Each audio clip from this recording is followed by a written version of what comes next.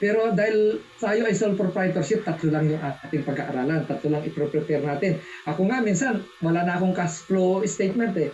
Income statement na lang at balance sheet, okay na sa akin yun kasi water station naman po kami. Okay? So, kung kayo, kailangan nyo yan, cash flow statement, dahil baka i-require kayo. So, 3 ang ating pag-aaralan. Income statement, summarize ng revenues and expenses. Dito mo na malalaman yung profit mo, kung net profit or net loss sa income statement. Okay, ganito po ang itsura. Sales. Tapos, i-less mo na yung sales discount. Sana nakikita nyo. Oops. Wait. Yung sales discount, returns, and allowances. I-less po yun sa sales. Kaya lalabas yung total or net sales, total revenues, or kaya net sales na 600. Itong 600 ang pagkukomputan mo ng percentage tax. Okay? Ito. Hindi itong 700. Itong 600.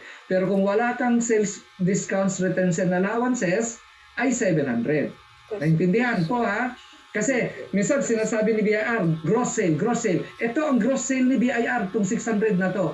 Bakit? Bakit kakaiba? Yun po ang nakalagay sa form.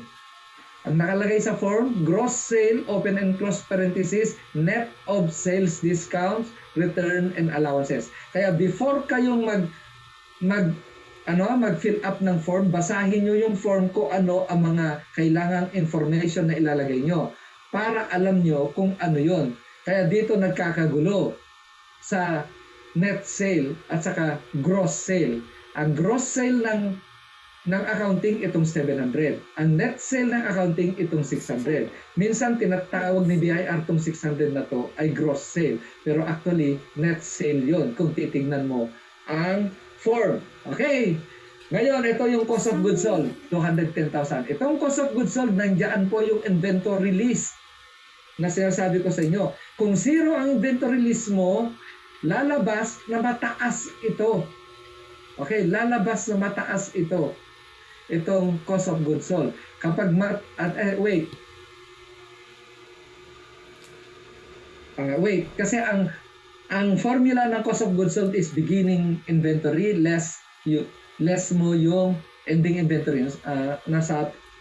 Nasa perpetual naman tayo. Pero actually, pag nasa perpetual ka, yung cost of goods sold na isusulat mo na. Nasa ledger na yan eh. Kukopyahin mo na lang, ilalagay na lang yan. Kaya kung 0 inventory ka, wala kang pinang-minus doon sa cost mo. Ibig sabihin nun, raw o mataas yung yung cost of goods sold mo. Unlike kung meron totoong meron, pag na-minus mo, preparation for financial statements kasi gagawa ka ng financial statements, saka internal control. Makikita mo. Actually, yung ginagawa nila every quarter, yung iba ay hanggang trial balance sila or adjusted trial balance para maka-report sila ng 1701Q. So, ganito itsura ng trial balance. Ito yung account name, yung mga cash, accounts receivable, inventory, accounts payable, revenue, expenses, lahat ng account title na nasa ledger, nandyan lahat. Tapos kung sino yung mga nasa debit, ayan, kung sino nasa credit, ito. Tapos i-total mo kung balance, very good. Okay? So, adjusting entries. Pagkatapos po ng trial balance, gagawa ka ng adjusting entries. So, i-adjust mo na yung mga asset mo na kagaya ng kaninang supply. So, bakit para saan ng adjusting entry?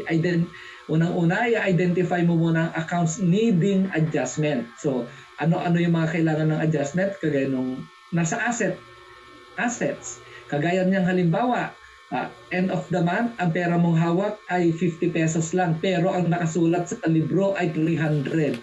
Paano yun? Nasaan napunta yung 250? So, gagawa ka ng adjustment para ma-justify yung 50 pesos na hawak mo. Saan galing yun? Bakit nawawalan ka ng 250? Po pwedeng yun ay kinupit mo, kaya po gumawa ka ng drawings. Inayos mo yung 250 sa drawings. So, yun. Lahat yan ay prepare mo in journal entries. Pagkatapos mo magawa yung journal entries ng adjusting entries mo, kagaya nung kaninang pinag-usapan natin sa supplies, pinag-usapan natin sa depreciation, kasama po lahat yan, ipopost mo din ulit sa ledger. So, di ba nakabalanse ka na sa ledger, ipopost mo ulit doon sa ilalim ng balance na yon, kung debit siya o credit siya, and then gagawa ka ng panibagong balance. Yun ang pupunta sa adjusted trial balance. Okay? So, kung halimbawa ito, yung supplies mo na 2,000, debit, yan yung original, yung initial entry mo. Tapos sa gawa, meron kang adjusting entry, nagamit mo yung 500, kaya debit supplies expense. Tatanggalin mo sa supplies, 500, kaya lumalabas 1,500 na lang po ang natitira. Yung 1,500 na yan, siya yung lilipat sa adjusting entry. Adjusting trial balance. Okay? Naintindihan po? Ganyan po itsura. Lagyan nyo ng AGE doon sa mga adjusting entries doon sa ledger kasi babalik ka sa ledger para iayos yan. Okay? So, ganun din yung laptop. 50,000 halimbawa siya, divided by 60 months, 5 years, 833.33 ang monthly niya. So, gagawa ka ng depreciation expense. Depreciation AGE 833. Accumulated depreciation po ang kanyang kabaliktaran na credit.